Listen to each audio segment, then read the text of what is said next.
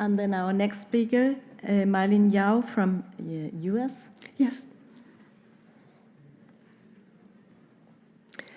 Thank you. I want to thank the organizers of the ESHRE annual meeting for the opportunity to present our research here today. I'm Mylene Yao, co-founder, CEO, and head of R&D at Univfy. And today I'm going to present to you results from our collaborative research entitled Patient-centric, machine learning-based personalized prognostics supports fertility specialists to improve access to ART and to increase overall live birth outcomes. This is our conflict of interest disclosure. So over the past decade, we've been motivated to develop solution to solve for a problem that is really that ART is vastly underutilized, both in the US and also globally, as you probably all know. And even, ART is the best and most effective and safest option for many patients with clinical infertility, and yet it is not fully utilized. Now, ART access problem is very nuanced and very complex, and the factors can be very different from one country to another. But we can still draw some common themes. Today, I'm going to share with you the US experience that we have. In the US, IVF costs $10,000 to $15,000 per cycle. And overall, 50% of patients may need 2 or more cycles in order to be successful. When I'm talking about cycle, I mean the ovarian stimulation cycle, not the FETs. Now, some patients may not succeed even after trying multiple cycles, and many people may not be able to start because of financial constraints or other factors. But even for people who do have insurance coverage or who do have the financial resources to do ART, they may not be able to do multiple cycles as needed. And so the question is, how do we help more patients move forward to use IVF to have a family? We see this as not just a medical problem, but also a market problem. Previously, we have already published research on many aspects of using machine learning to develop, to train and validate IVF prediction models. And we've shown that AI machine learning models, when we use multiple clinical predictors, can perform better than age control. And we've shown that by looking at different model performance metrics, such as AUC, PLORA, which really compares the model performance against age as a control model, and also reclassification and other machine learning metrics. And we have also reported the data model pipeline to select features, train and validate and deploy models for use at point of care. That means at the clinical situation of counseling a patient. Now, why does it matter? It matters a lot because knowing the personalized ART prognosis accurately can support patients to really set up the right expectations and make the right plan, and also the right financial planning in order to have multiple cycles to achieve a live birth outcome. And this is an example of the patient report. Now, today's study question is, does the use of patient-centric machine learning prognostics counseling report affect ART conversion and live birth rate? And the quick answer is yes. This Univfy report, and we call it Univfy report because it is based on development of model and validated model that we use on our platform. And this counseling report by fertility specialists is associated with higher ART conversion and higher live birth rates. And now I'm going to dig deeper to show you the study design. This is a retrospective cohort analysis, and the current study is based on data from 7 centers that are located in 6 states and 23 locations, and also including Ontario, Canada. And the states in the US are on the East Coast, West Coast, South, and Midwest, representing diverse geographies. And the annual volume combined add up to about 3,000 IVF stim cycles and 10,000 new patient visits per year. And we're looking at the ART utilization and outcomes data for about 24,238 new patients. And this is actually a part of a much bigger multi-center study, but today we're going to focus on the data and outcomes from these 7 centers. And the data is analyzed both in aggregate and on a per-center basis out of 4 to 6 years of data from each clinic over the time period of 2016 to 2022. And for transparency, to be clear, that the model development, training, and validation and deployment was performed as a paid service, and that's not part of the research study. But the research study is looking at the clinical outcomes that patients have, whether they've been counseled with or without the Univfy report. And so the 2 groups here, for simplicity, are called Univfy group or the no Univfy group. The Univfy group comprises patients who received the Univfy report prior to their first IUI or their first ART, or if they had no treatment at all. The no Univfy group are patients who did not receive a Univfy report in their counseling. Basically, they're counseled based on traditional methods. And the analysis is performed with chi-square tests for independence. We performed timed analysis for 3 different timed periods. The first one is 180-day. So basically, we're asking, within 180 days of the new patient visit, what percentage of patients had used ART? That's really what it means. And we also looked at 360-day and ever.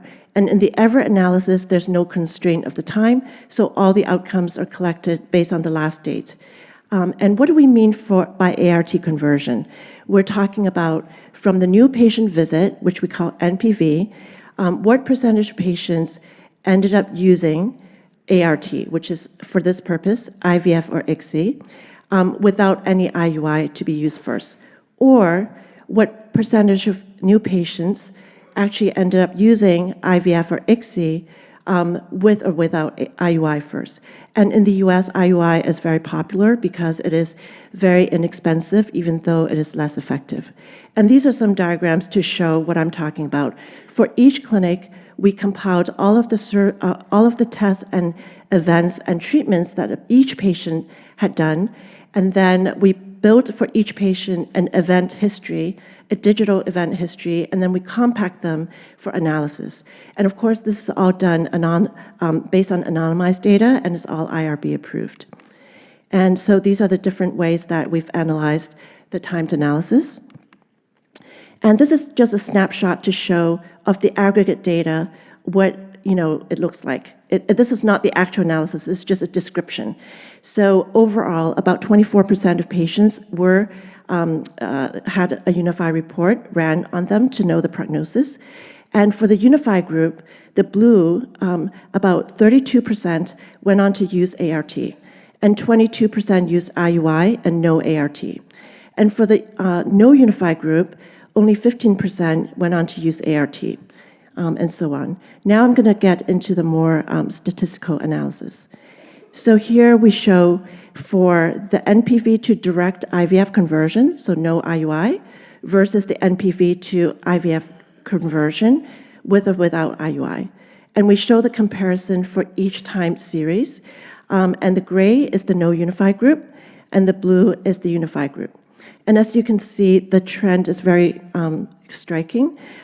So for the Univfy group, we show that there's significant increase in ART conversion within each timed period. And the number at the top is how many folds of increase. So for example, for the 180-day NPV to direct IVF conversion, that's 2.7 times increase in conversion. So we saw this trend across. These are analysis of the aggregate data, and the p-value is significant. Then we also, this is the same slide, except at the bottom, I've put some numbers according to the per clinic analysis. For each clinic, we perform the same analysis, and we show that the range is somewhere between 1.5 to 5 or 6 times higher conversion. So some clinics saw a high conversion, higher increase in conversion than others, but all of them saw an increase in conversion. And now we look at the live birth rate. And so first, it's very important, of course, to define what we're analyzing here as the estimated live birth rate. So we define live birth rate here in this study as clinical ongoing pregnancy that has a documented fetal heart activity on ultrasound or an actual documented live birth outcome from one or more of the embryo transfers resulting from ART. But we also have to make some assumptions. So for the patients who had IUI but no ART, well, a lot of times that's not, it's very difficult to extract that pregnancy rate or live birth rate from the electronic medical record because not all patients go back to the fertility specialist. Some of them move on to the OBGYN. So it is harder to find these, and so we have to make some assumptions. And we assume we have a very conservative assumption to say, let's say overall, the IUI success rate is 15% as a live birth rate. Or we can say, what if it's a lot higher? Let's be more liberal. What if the IUI live birth rate is 25%? The truth is probably somewhere in between and maybe a lot lower. We want to be conservative in giving a higher kind of assumed live birth rate to IUI. And same for natural conception. And we also looked at, the freeze-alls that have no FETs performed yet. Overall, mathematically, 50% of all freeze-all cycles in these clinics in aggregate had a live birth. So these are the assumptions that we used. And we can show that, again, the trend is the same across the board. We see that the live birth rate overall is significantly higher in the patients who have been counseled with the Univfy report than the ones who have not received a report. Now, of course, the counseling is not therapy, so this is not a therapeutic impact. And this is, really only because patients who are counseled with a report are more likely to then go on to the recommended treatment and therefore had higher live birth rates. And there's some limitations that we can discuss, but I want to save some time for question. So, people ask, did the providers tend to give the report to patients that they knew would, use IVF or had high prognosis? And actually we see across the board that the increase in IVF conversion is actually noted for both good and bad prognosis patients as well. And also during this time of 2016 to 2022, various improvements and changes have happened both in the clinics and also with our method of delivery.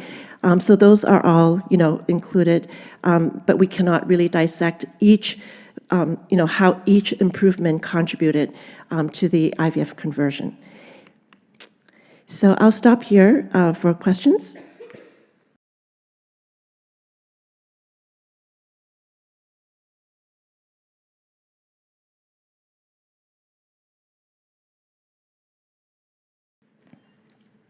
Okay, thank you. The floor is open for discussion.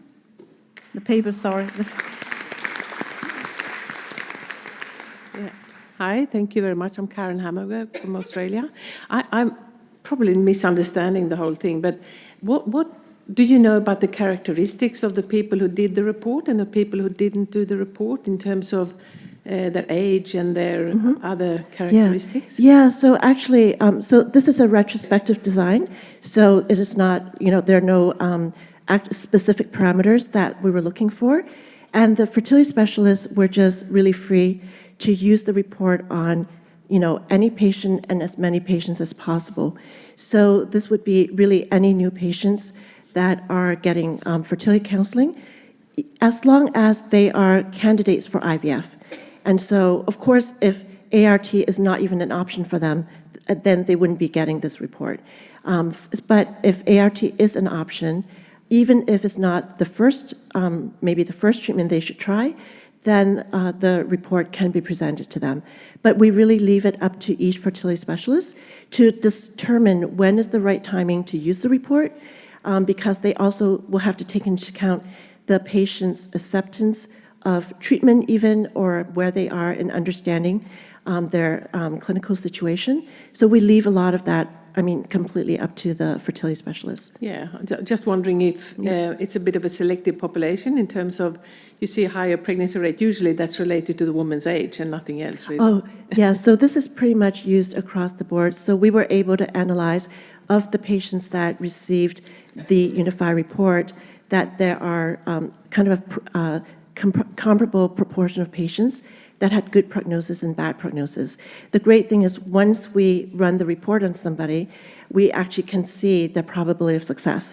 So we can use that as a measure as well. But we do not have that information for the patients who did not get the report because this is a retrospective study. That was my question. Thank you. Yeah.